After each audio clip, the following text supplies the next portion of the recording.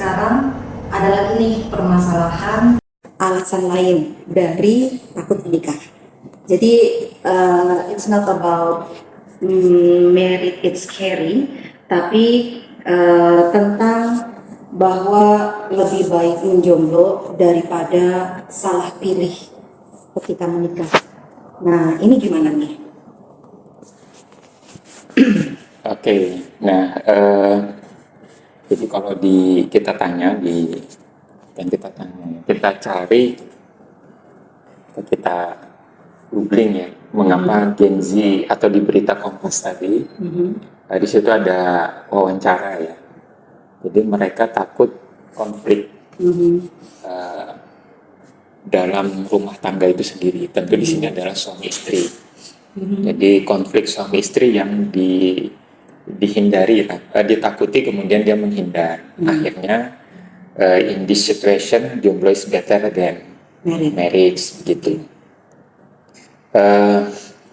Di sisi yang lain itu juga ada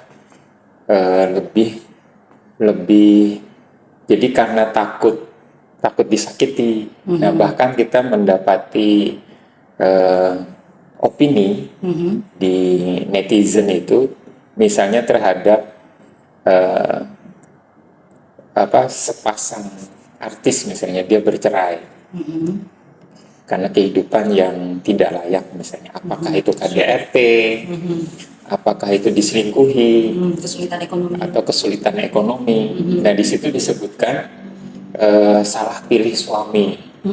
Nah, kalau kita lihat, ini salah pilih suami itu kita tidak bahas. Tapi mengapa orang beropini seperti itu?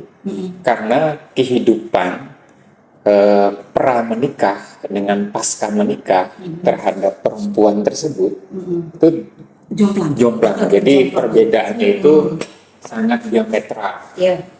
Jadi yang awalnya itu dia cantik, mungkin bahkan termasuk kontestan kecantikan misalnya loh. Nah, seperti itu. Kemudian setelah menikah berubah. Ada juga yang sebelum menikah dia bebas, merdeka, kemudian wajahnya menampakkan aura kemandirian, kebahagiaan. Tapi setelah menikah dia disakiti, KDRT begitu. Kemudian dia sebelum menikah adalah sosok yang mahal, tapi ternyata diselingkuhi. Jadi before afternya itu sangat kontras sekali. Nah, kemudian ada opini sebenarnya. Nah, ini mungkin kualitatif ya, harus ada survei. Ada opini bahwa kita harus appreciate terhadap diri kita sendiri. Nah, kita harus self love, jadi mencintai diri kita sendiri. Jadi orang lain tidak boleh menyakiti diri kita, menghinakan kita dengan diselingkuhi, kita disakiti secara fisik misalnya, atau hidup kita terseksa karena ekonomi misalnya. Jangan sampai seperti itu, meskipun kemudian dengan satu kalimat itu salah pilih suami. Jadi kita harus menjaga. Jadi kemudian ada istilah memprotek diri, jangan sampai setelah menikah kita itu downgrade gitu. Nah, cintailah diri kita sendiri. Nah, kemudian ini yang muncul di tengah-tengah masyarakat. Jadi akhirnya menjadi salah satu alasan mengapa pernikahan itu ditunda, mengapa menikah itu tidak dipilih daripada disakiti, apakah itu KDRT maupun diselingkuhi. Kita harus mencintai diri, kemudian tidak menikah. Yang kedua, ini mirip-mirip tapi sebenarnya berbeda. Ada personal growth. Apalagi nih? Jadi personal growth itu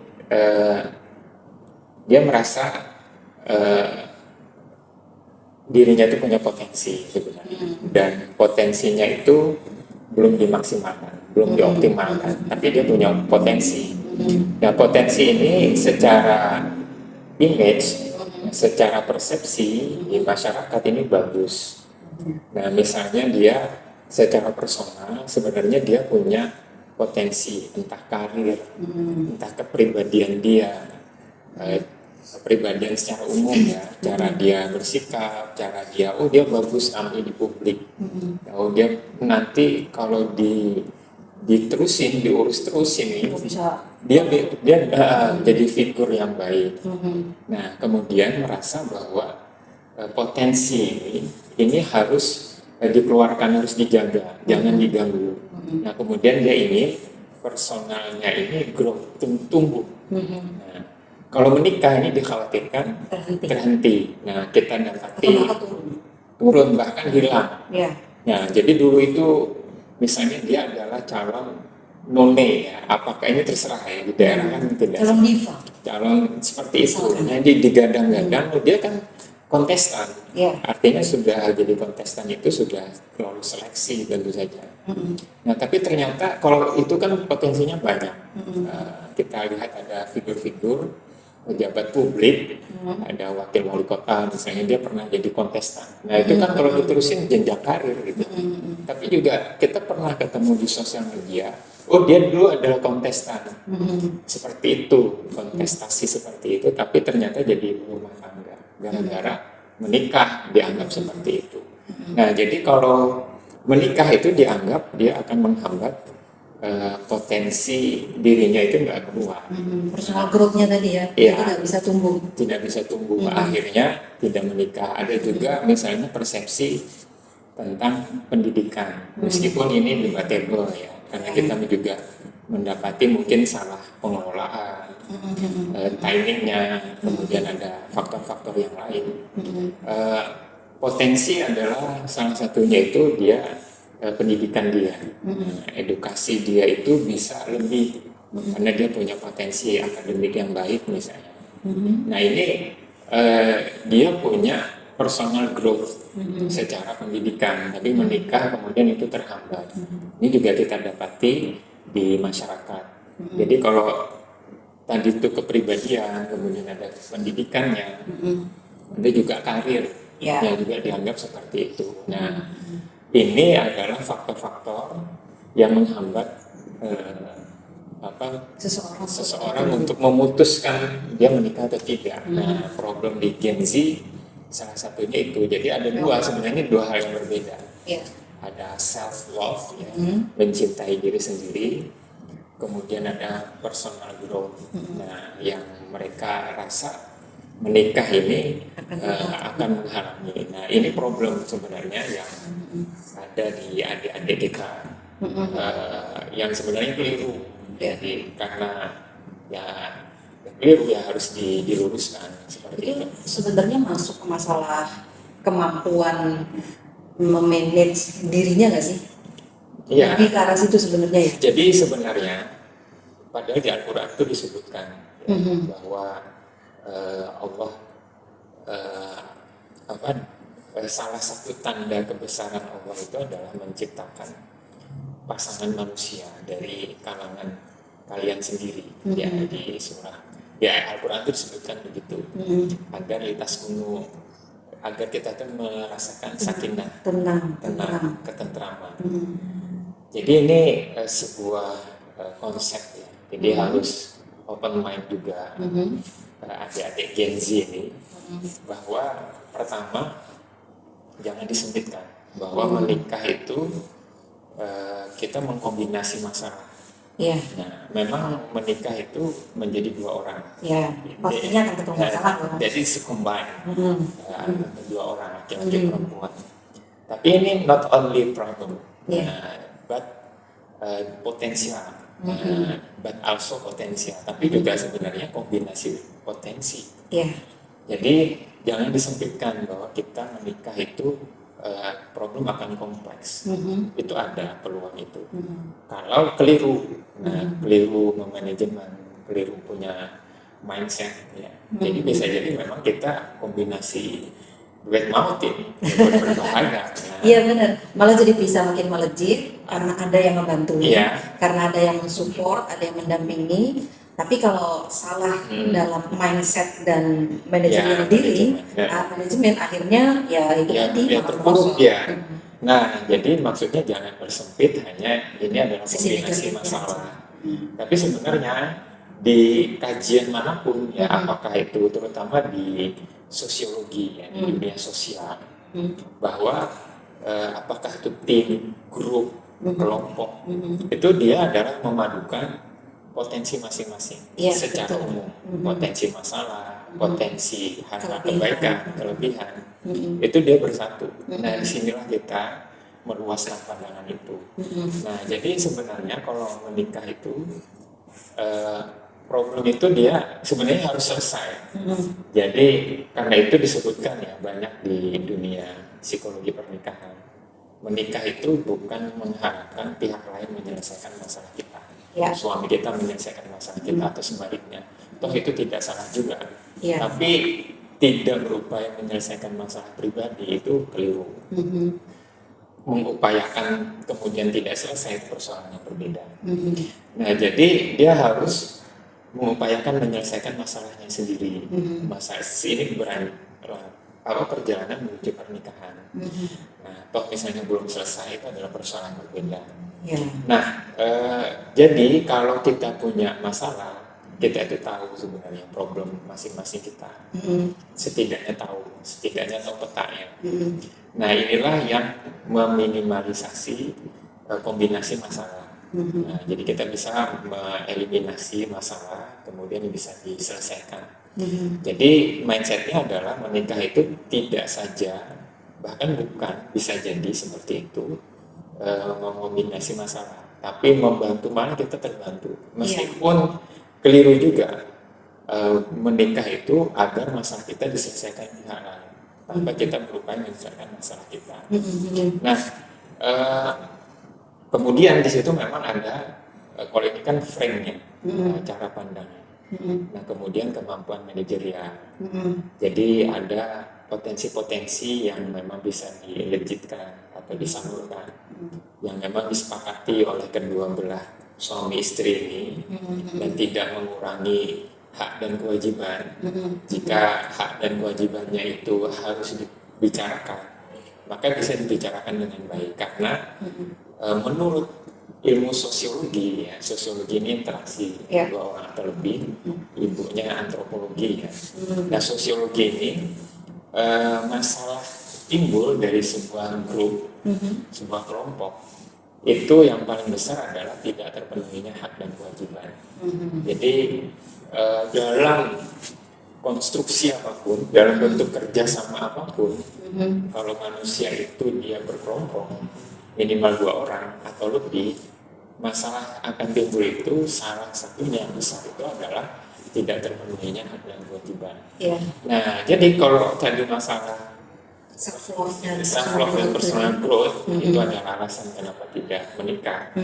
Nah, jadi dibicarakan mana hak-hak yang tidak bisa dipenuhi, mana kewajiban-kewajiban yang tidak bisa dipenuhi, itu dibicarakan. Nah, agar kombinasi masalah itu tidak menjadi bom waktu. Nah, tapi kemudian ini yang level manajerial, seperti itu. Nah, ini penyelesaian mungkin ya. Jadi menikah itu kita ada sakinah, mawaddah, warahmah. Intinya adalah rasa kasih sayang di sana, kepuasan. Dan ini adalah potensi besar sebenarnya, dorongan manfaat besar yang dirasakan oleh manusia. Jadi sebenarnya dia linear saja dengan self love. Jadi not only herself atau himself, but both dua orang kan, yang mencintai, saling mencintai gitu. Jadi kan lebih bagus.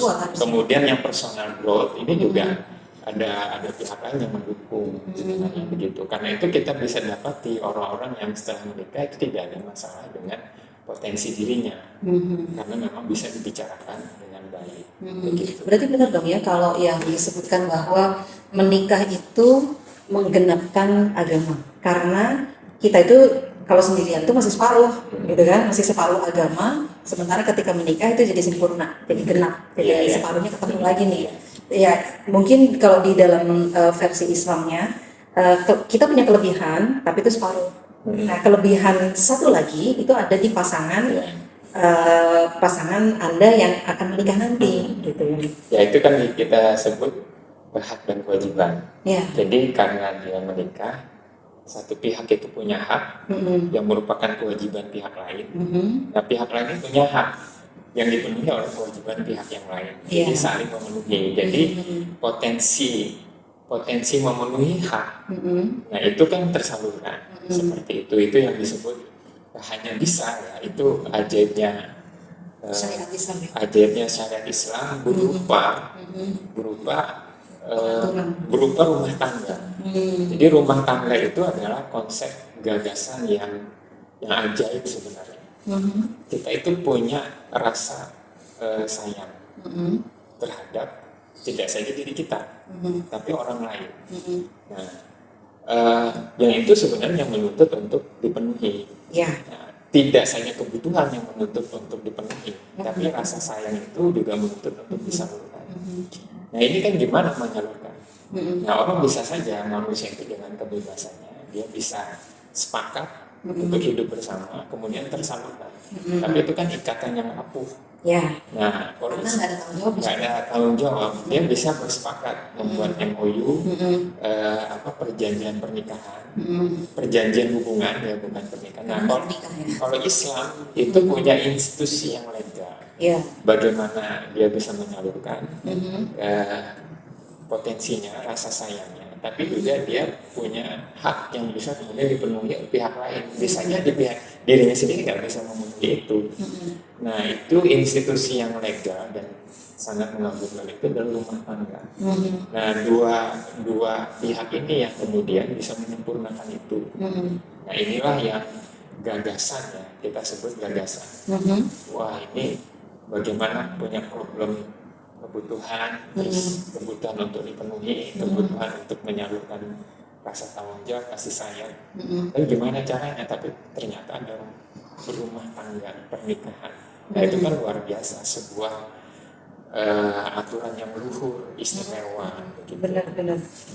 Ya, jadi memang pernikahan itu bisa jadi akan menghambat personal growth kalau dia tidak bisa melihat hal positif dari pasangannya untuk sama-sama bertumbuh, dan bisa juga menjadi kendala untuk self love ke dirinya kalau dia hanya egois memikirkan dirinya sendiri, gitu ya. Nah, jadi berarti perkara mindset lagi dong. Ini perkara mindset. Kemudian kalau sudah ini dia diatur manajerialnya. Kalau tidak bisa bareng-barengan misalnya, ya harus bergantian. Nah, sebenarnya ini juga harus difahami ya, bahwa kita ini manusia yang memang punya potensi khilaf, salah itu ada. Jadi di dalam perjalanan yang sangat panjang sebagai status seorang suami, statusnya sebagai istri, jadi kadang-kadang salah juga. Jadi karena ini bagian frame berpikir juga ya, mindset ya. Jadi tidak serta-merta pula kemudian bahwa ketika sudah menikah ada ucapan misalnya perilaku dari pasangannya, entah suaminya atau istrinya yang menyakiti. Itu bukan berarti pula bahwa dia tidak dicintai misalnya. Oh, ini harus benar. Only me, hanya aku yang bisa mencintai diriku misalnya. Itu tidak juga seperti itu ya. Jadi itu adalah bumbu-bumbu kehidupan. Nah, disitulah yang sepanjang perjalanan rumah tangga ya, dia harus dua belah pihak ini saling mencintai. Nah, ini yang diupayakan oleh kedua belah pihak. Gitu. Ya, sampai ada hadis ya kalau tidak salah itu, jika ada sesuatu yang kurang menyenangkan di pasanganmu, coba lihat lagi. Dia punya kelebihan di hal-hal yang lain. Pasti dia punya kelebihan. Ya, betul. Oke.